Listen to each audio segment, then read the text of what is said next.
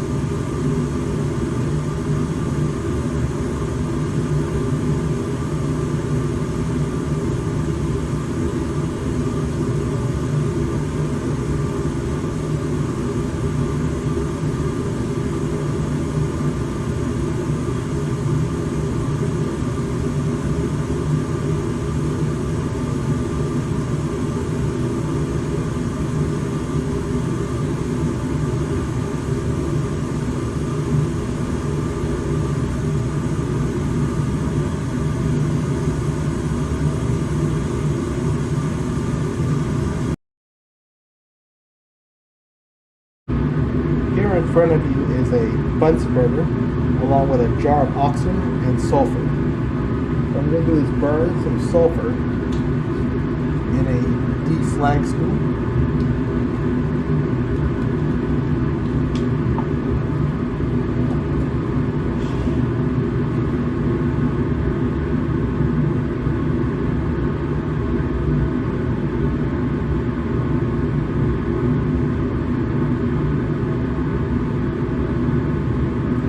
That place it in the jar of oxygen.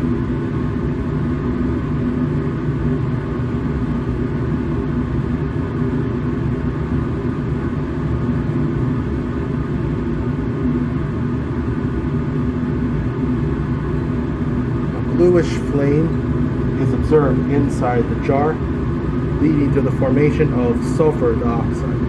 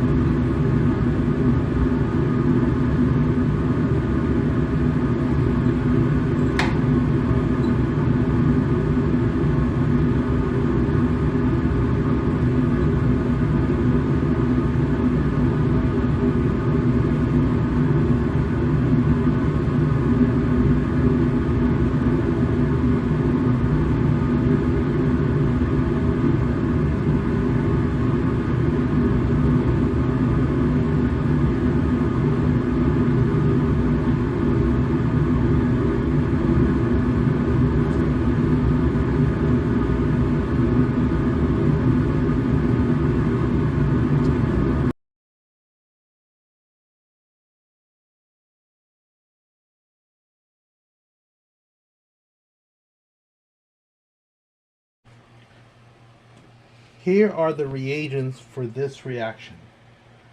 0.1 mole solutions of silver nitrate and ammonium carbonate.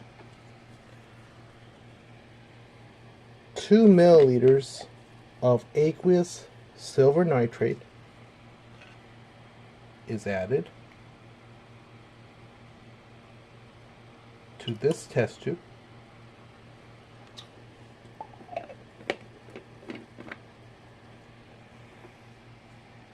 Followed by an equal amount of aqueous ammonium carbonate.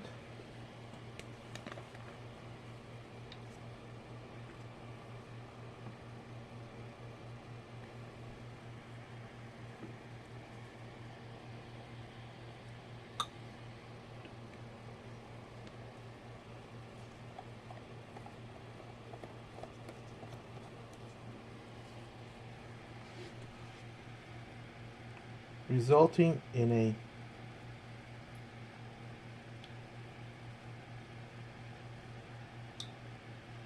pale yellow precipitate.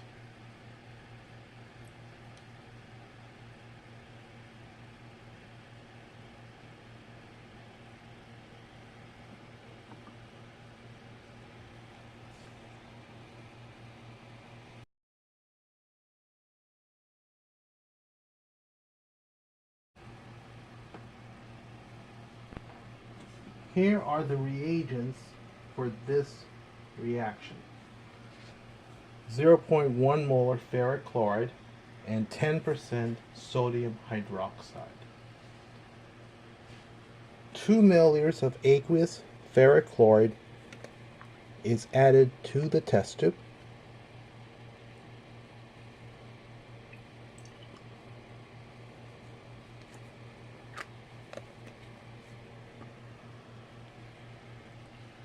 Followed by an equal amount of 10% aqueous sodium hydroxide.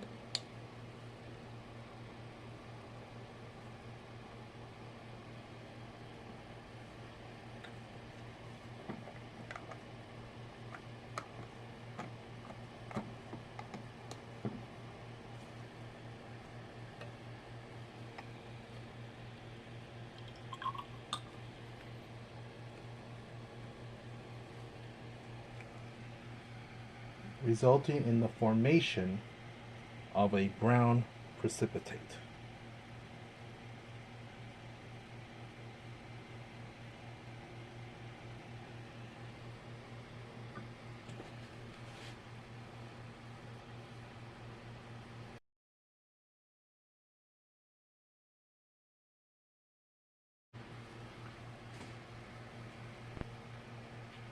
Here are the reagents for this reaction.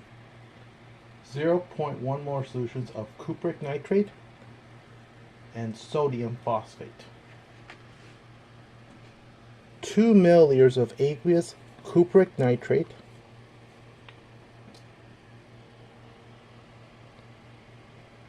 is added to the test tube.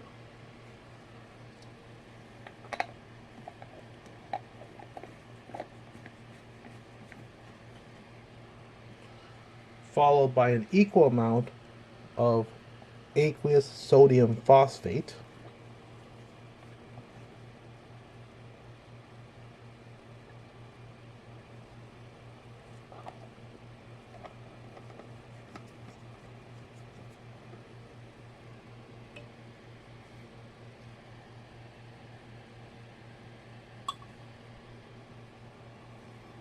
Resulting in the formation of a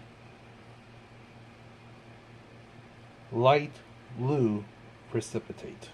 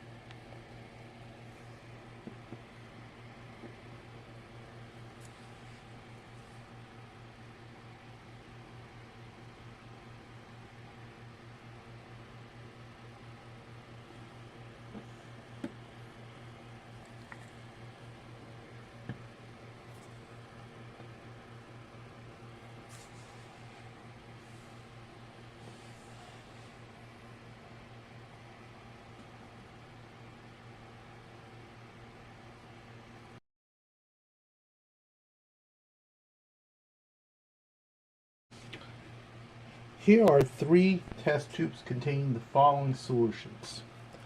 5 milliliters of 0.1 molar silver nitrate in test tube 1, and 5 milliliters of 0.1 molar hydrochloric acid in test tubes 2 and 3. Now a piece of copper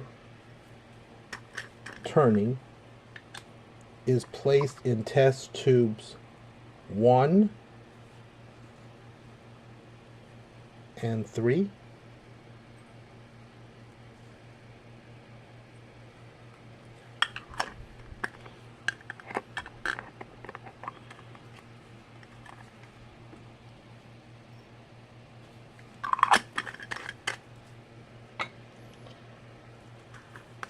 And a piece of magnesium ribbon is placed in test tube 2.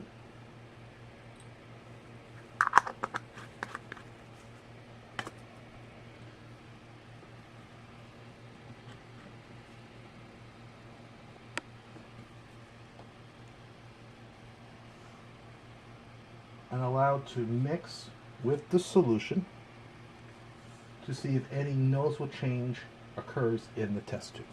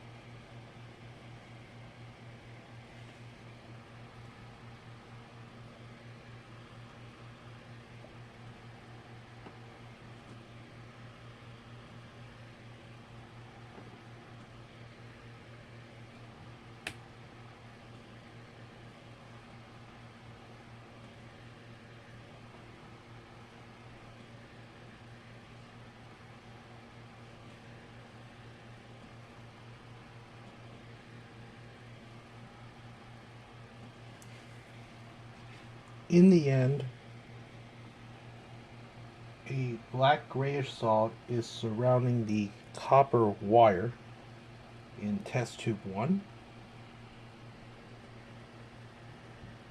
Bubbles are noticeable in test tube 2,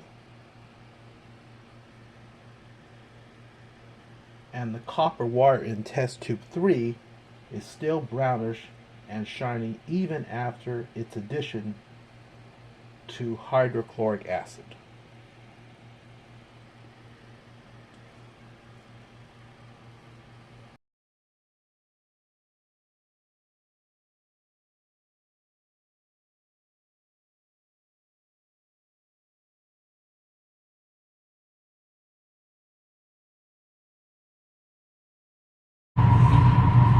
Here in front of you is a large test tube containing solid copper 2 sulfate pentahydrate. What I'm going to do is, with the aid of this Bunsen burner, heat the contents in this test tube, and as the test tube is being heated,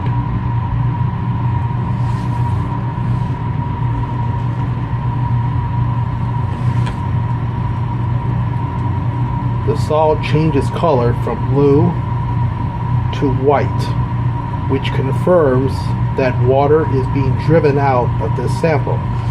And one can see water noticeable by the moisture above the solid. So as a result, heating copper 2 sulfate pentahydrate leads to form two products: water vapor and copper 2 sulfate without water, as noticed by the white solid color seen here.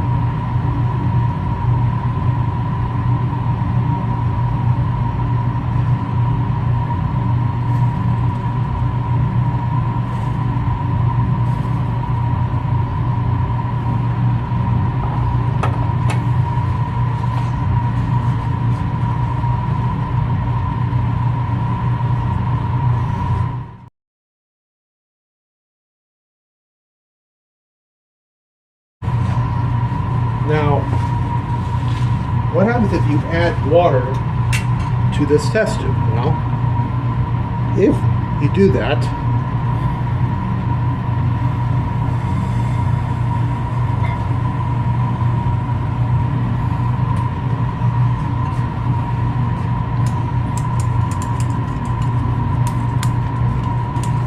the solid will return back to blue, and if you add too much water, it can dissolve to form aqueous solution of copper 2 sulfate.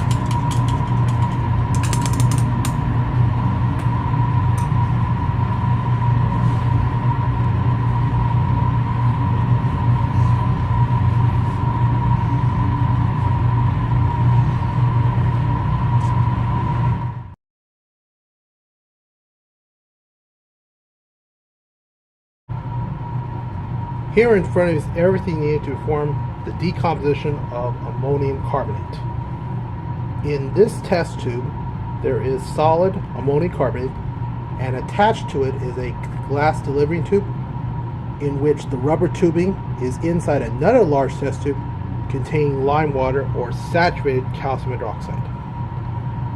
Now, with the aid of a Bunsen burner, the test tube containing our sample is being heated, and as it's doing so, bubbles are being observed in the second test tube, which happens to be gaseous carbon dioxide, and as it's reacting with lime water, one can observe that the solution is turning cloudy, which means a product is being formed in the form of calcium carbonate. In addition, in the original test tube, moisture is being observed, confirming water vapor is also produced.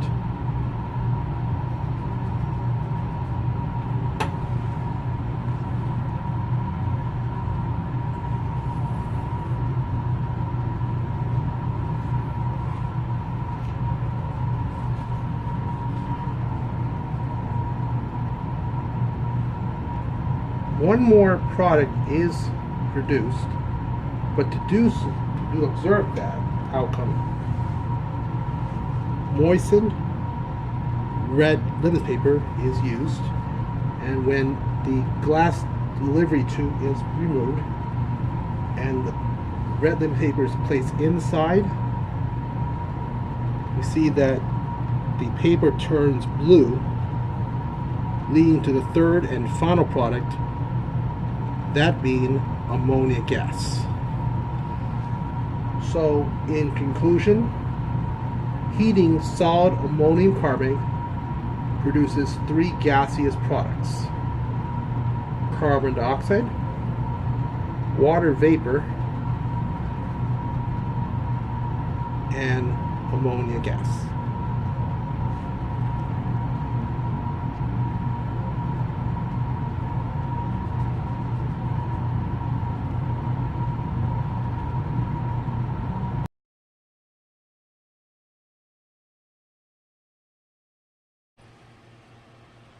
Here are three test tubes containing 10 drops of the following 0.1 molar solutions: nitric acid, sulfuric acid, and phosphoric acid.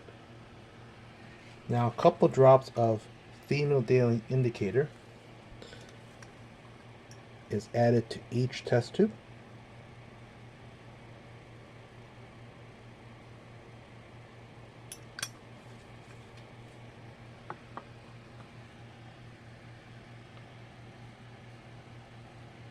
Drops of 0.1 molar sodium hydroxide are now going to be added to each test tube one at a time until a color change happens. All solutions are colorless at the present moment.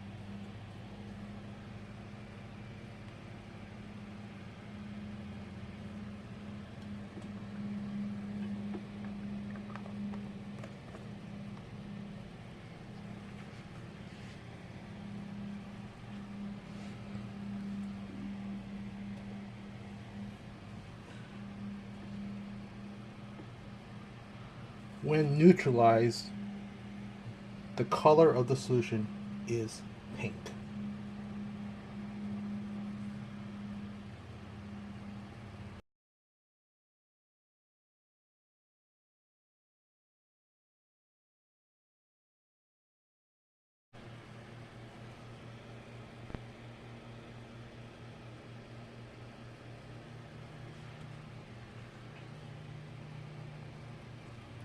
Here in front of you are two large test tubes containing 5 milliliters of DI water, along with a digital thermometer and two different chemicals, potassium chloride and calcium chloride. The goal of this part is to determine if each chemical, when dissolved in DI water, leads to an endothermic or exothermic heat transfer. The initial temperature of DI water is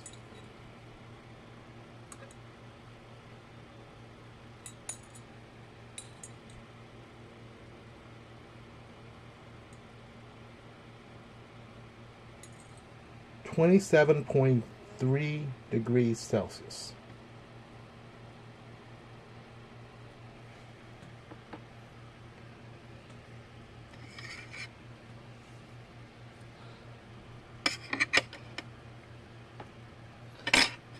Now, a small amount of potassium chloride and calcium chloride are added to their respective test tubes.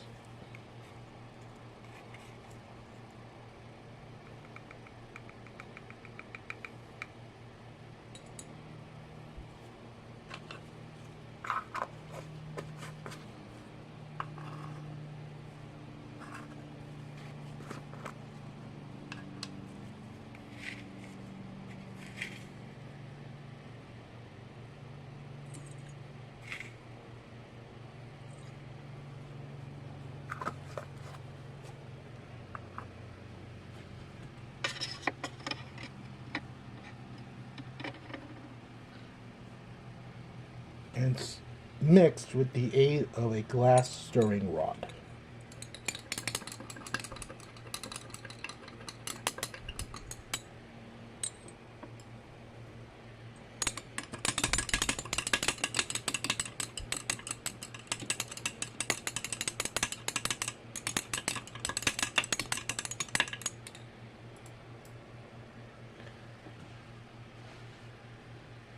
The final temperatures are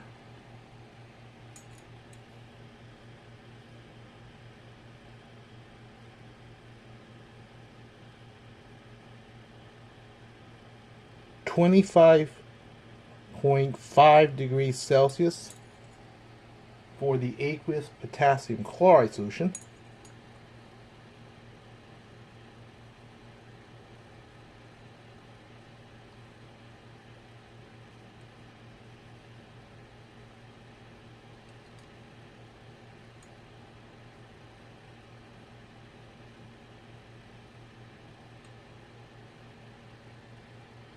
and 28.4 degrees Celsius for the aqueous calcium chloride solution.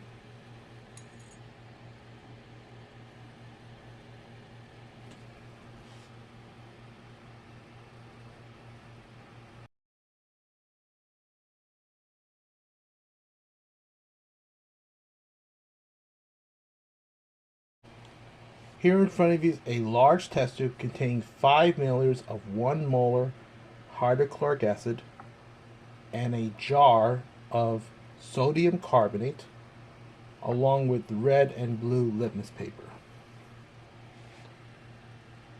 When a small amount of sodium carbonate is added to this test tube,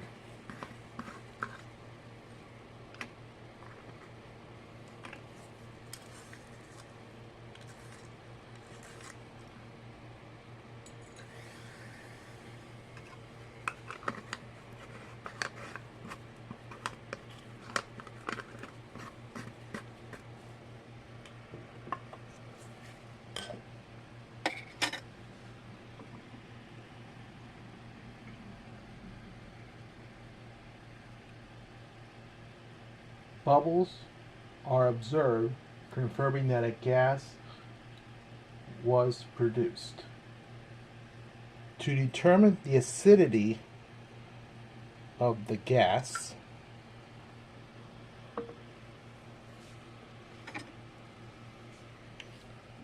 moisten red and blue litmus paper are added to the top of this test tube.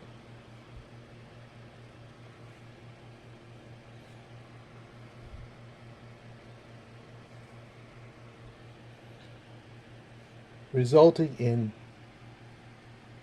both papers turning red, confirming that the gas produced was acidic.